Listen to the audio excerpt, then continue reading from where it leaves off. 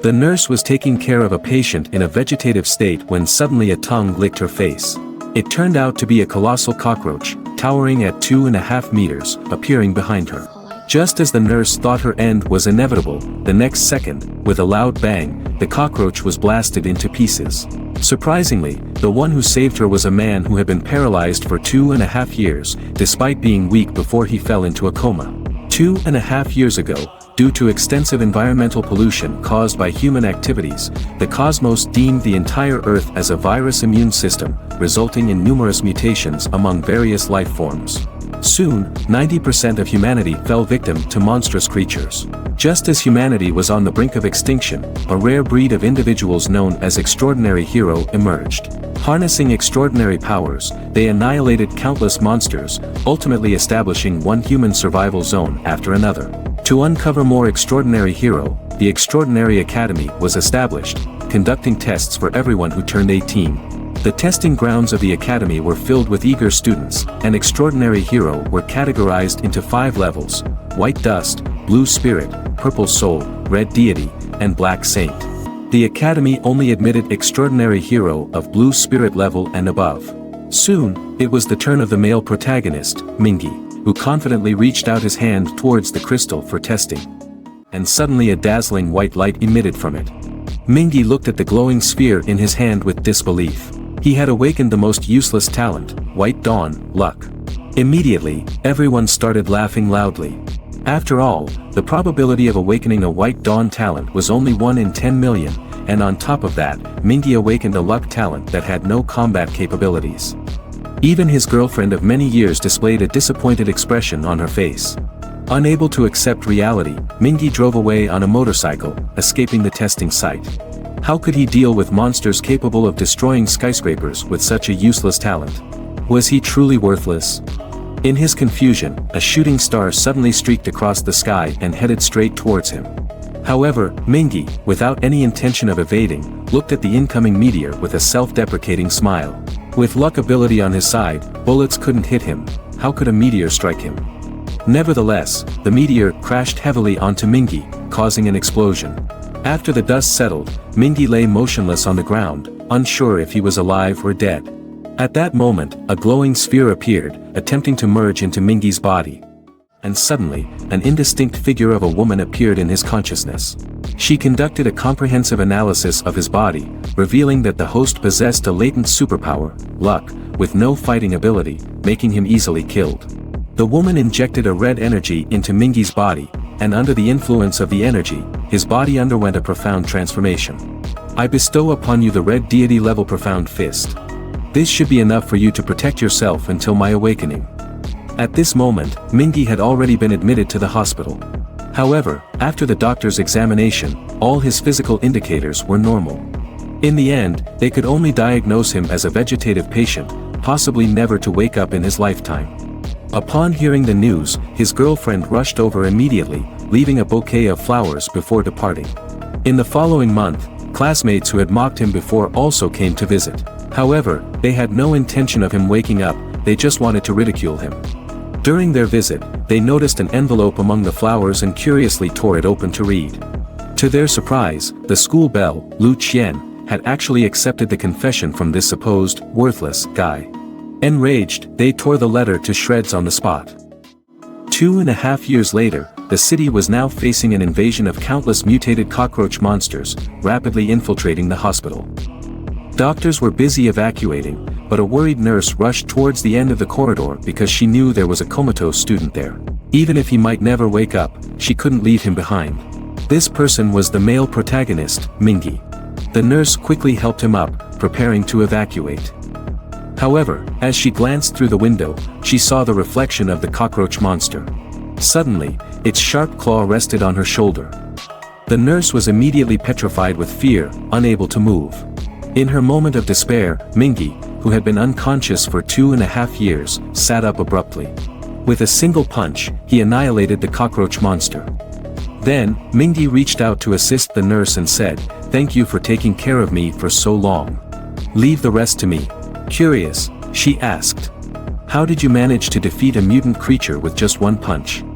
Mingi scratched his head, replying, "I guess I've been practicing martial arts in my brain for a solid 2.5 years." After dealing with the cockroach monsters, he took the nurse with him to rendezvous with the evacuation troops, only to find that the hospital was now completely occupied by these creatures. Upon seeing Mingi, the creatures lunged towards him, but Mingi showed no intention of evading. Instead, he threw a powerful punch that swept away the cockroach monsters in an instant. The surviving monsters realized they were no match for Mingi and switched their focus to attacking the nurse. Mingi quickly grabbed a bottle of sulfuric acid, shattered it in the air to dissolve the creature attacking the nurse's side, and then unleashed another punch, corroding the monster's head completely. Unexpectedly, the martial arts learned in his dreams turned out to be so powerful in actual combat. He also discovered that the profound fist could interact with other elements, providing different attack methods. After dealing with all the monsters, Mingi led the nurse out of the hospital. However, they discovered that the last bus evacuating from the hospital was under attack by monsters.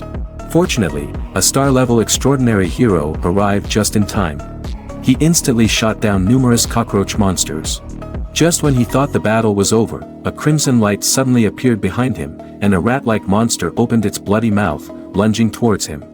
The mighty rat monster swallowed the superhero in one gulp. Inside the bus, passengers witnessed this scene in terror, falling to their knees, praying for someone to come to their rescue. Mingi observed everything, having been meticulously cared for by medical personnel during his 2.5 years of unconsciousness. He couldn't stand by and watch death unfold. As the rat monster toyed with the bus, about to break the window to devour a nurse inside, Mingi's figure appeared before it like lightning, delivering a punch that sent the creature flying 10 meters away. However, the rat monster only lost a few hairs. Its fierce gaze sent shivers down Mingi's spine. A creature of such stature could easily fracture bones and cause instant death with its claws. Before Mingi could gather his thoughts, the rat monster launched its attack. Despite its massive size, the creature moved swiftly. Mingi could only flee in all directions, leading the monster away from the bus. Taking advantage of his agility, he weaved through the cars in the convoy. The rat monster, in its assault, accidentally bit a nearby car as Mingi seized the opportunity to counterattack with all his strength, landing a heavy blow on its face, sending the creature flying like a meteor, crashing heavily to the ground. Seeing the motionless rat monster, Mingi thought it had passed out, preparing to deliver a fatal blow. However, as he approached within 3 meters, the creature suddenly opened its eyes, grabbing a nearby car and hurling it towards Mingi. Luckily, Mingi was prepared, narrowly avoiding the surprise attack. At that moment, he realized that his fist alone wasn't powerful enough to kill the rat monster. Then, he noticed the leaking gasoline from the damaged car nearby, a wild idea forming in his mind. As he dodged the rat monster's attacks, Mingi lured it towards several cars. By the time the monster realized the trap, it was too late. Mingi ignited his lighter and tossed it towards the gasoline. Upon hitting the ground, the leaking cars exploded simultaneously, engulfing the rat monster in flames. Indeed, the rat monster's weakness was its fear of fire. Seizing the opportunity, Mingi launched an attack. Flames were drawn to his fists as he unleashed a powerful flaming fist technique, incinerating everything before him into ashes. The doctors who were rescued were stunned. Was he an advanced extraordinary hero? Why was he still wearing hospital clothes? The nurses rushed over to explain that he was Mingi, a student who hadn't been admitted to the superpower school. Meanwhile, at the Extraordinary Hero Command Station, a woman made a phone call. Lu Qian, you don't need to rush over. The elite-level monster has been killed. Lu Qian, upon hearing the news, was surprised. Who defeated it? There's only me, an advanced extraordinary hero, in this area. The mysterious woman replied, I don't know. It must be an unregistered extraordinary hero. It shouldn't be those rude students. Little did they know, it was a comatose patient who defeated the elite-level monster. After the battle, a nurse was tending to Mingi's wounds when a strange woman rushed in, crying out to enter the hospital. However, she was stopped by the guards and informed that there were no survivors left in the hospital. Please let me in. My brother is still unconscious inside, the woman pleaded, tears streaming down her face. Mingi, wait for me. Even if I have to risk my life, I'll find your body. Meanwhile, Mingi stood nearby, staring at the woman as if she were crazy because he was her brother. Just as his sister was about to forcefully charge forward, Mingi quickly stepped in front of her. Stunned by the sight of her brother, she collapsed into his arms, tears flowing uncontrollably. Mingi gently stroked his sister's head to comfort her. He knew how difficult it had been for her over the past year. To pay for his expensive medical bills, his sister worked 3 jobs, looking even more exhausted than he did as a patient. Upon returning home, Mingi resolved to find a way to earn money. He was determined to provide a better life for his sister. At that moment, a TV announcement caught his attention. Mingi hurried to the television, discovering a reward being offered by the Extraordinary Hero Association. Anyone who killed mutant creatures or provided clues to pollution sources would receive a commission, 3,000 for cockroach monsters and 50,000 for giant rat monsters. With this money, he could not only clear his medical bills but also afford a better house for them to live in. There would even be some left over to buy his sister nice clothes and cosmetics. Mingi analyzed that most of the polluted mutant creatures came from the underground drainage system. He decided to investigate it himself. Even if he couldn't find the source of pollution, killing some mutant beasts would still earn him money. So, he immediately went to the bounty hall to accept the mission. The receptionist, seeing him so young, asked about his talent level. After all, the association would match him with corresponding tasks based on his abilities.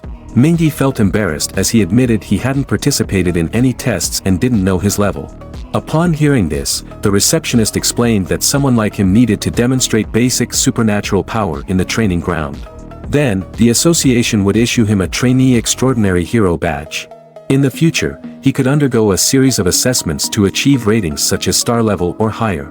Mingi followed the receptionist to the training ground, where she instructed him to attack the dummy with all his might. As long as he met the standards, he could pass the test. Mingi looked at the numbers displayed on the dummy's screen and subconsciously thought that as long as he swung his fist with 800 kilograms of force, he would meet the standard. However, Mingi, who had never tested his strength, lacked confidence. After all, as a vegetable for 2.5 years, his body's muscle strength had not fully recovered. He gathered all his strength into his right fist and punched the dummy. The crowd was stunned as his punch directly shattered the dummy. Seeing the 1,000 kilograms displayed on the screen, Mingi nodded in satisfaction. Not bad. The burly man beside him panicked upon hearing his words. Not bad. You shattered the dummy. You've broken the record for the test, the receptionist, who had recovered from her shock, quickly explained. The record of 800 kilograms was set by a Steel Fist Extraordinary Hero 2 years ago, and you've just surpassed it. Embarrassed, Mingi scratched his head. The receptionist then handed him the trainee badge and a 1,000 yuan shopping card. The card was a small prize given by the association for breaking the record during evaluations. Currently, we accept evaluations for 4 levels: star, moon, sun, and sky. Higher levels need to be done elsewhere. Mingi grinned as he looked at the shopping card in his hand. It was said that once he reached the sky level, his annual salary could reach tens of millions, allowing his sister to live a good life. With the trainee badge in hand, Mingi hurried to the task distribution point. At this moment, a chubby man approached him, inviting Mingi to join his team. Mingi learned that the authorities did not allow low-level extraordinary heroes to carry out missions alone, so he was prepared to accept the invitation. However, when the chubby man saw the trainee badge on Mingi's chest, he immediately stated that his team didn't accept newcomers and asked Mingi to go home quickly. After this encounter, no team was willing to take in Mingi. At that moment, several people sitting nearby recognized him. Isn't that Ming from our class? Once his identity was confirmed, a girl waved and called out to Ming. Seeing his old classmates, Ming approached them. They asked him why he was here. I'm here to kill those mutant creatures and earn some extra money to pay my medical bills. Ming replied. Upon hearing this, 𝗔𝗯cie burst out laughing. A small guy like you going to hunt monsters? Isn't that seeking death? Besides, your extraordinary talent is not a combat type. Before 𝗔𝗯cie could finish his sentence, Lin Yu stopped him. Enough. Don't be so mean. Ming has finally been discharged from the hospital. We should help him. She then invited Ming to join their team. Since solo operations were not allowed by the government, Ming had no choice but to join them. Their task this time was to investigate pollution. On the way, Ming shared his analysis with the group. They had encountered 3 types of mutant creatures so far: mutant cockroaches, mutant maggots, and mutant troll rats. These creatures all lived in the sewers, leading Ming to speculate that the source of pollution was likely some kind of liquid. However, as Ming was analyzing, countless red lights suddenly lit up in the dark corner. The ground beneath them began to tremble violently. Ming and Lin Yu looked back simultaneously, only to see countless maggots breaking through the ground and flying out. They converged, forming a giant palm, and launched a direct attack towards them. Seeing this, Ming and Lin Yu immediately fled. While a single maggot posed no serious threat, the combined strength of thousands of them was terrifying.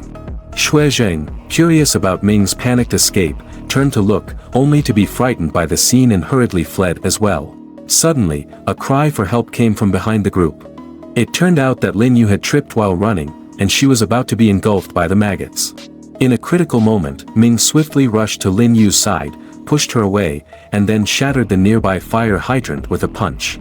However, by this time, the swarm of creatures had already surged forward, swallowing Ming. The water gushing from the fire hydrant converged towards Ming's fist. With a punch, he unleashed a water column over 2.5 meters long, directly dispersing the swarm of maggots. However, Ming realized that his attacks could only scatter them, they couldn't kill the creatures. Ming quickly pulled Lin Yu. They had to escape to safety before the maggots regrouped. However, what he didn't know was that his heroic act had made Lin Yu fall in love with him. Soon, the two arrived at the tall building where their teammates were hiding. Their teammates were stunned to see them return alive. 𝗔𝗯cie shamelessly approached Lin Yu and said, "We were just about to rescue you, but Ming beat us to it." The other two teammates awkwardly echoed 𝗔𝗯cie's words before quickly helping Lin Yu treat her wounds. Ming informed everyone, "The saliva of these mutant maggots is corrosive. We need to treat the wounds with medication." He asked the girl to take care of Lin Yu while the other two went to search for medicine. Meanwhile, he went to inspect the building to prevent the maggots from infiltrating. An laboratory caught his attention, where many rare insects were being cultivated. Approaching a broken ecological cage, Ming saw from the records that the insects inside had suddenly disappeared 2.5 days ago. He wondered if the mutation source could have caused these insects to mutate as well. After sighing, he continued to inspect the building. What he didn't realize was that the missing insects were the world's largest giant centipedes. Just as Ming confirmed that all entrances to the building were closed, he suddenly saw a familiar figure outside. Wasn't that Dr. Zhao, who had treated him before? Why was he walking alone in the quarantine area? Did he live in one of the buildings there? At that moment, an unknown call interrupted his thoughts. Curious, Ming answered the phone. A woman's voice came through the other end. It turned out to be Nurse Song, wanting to invite Ming to dinner to repay him for saving her life last time. Ming immediately explained that he was currently in the quarantine area. Nurse Song was surprised. "Why are you there? Didn't they completely seal off the area and forbid anyone from entering?" "There's a reward here.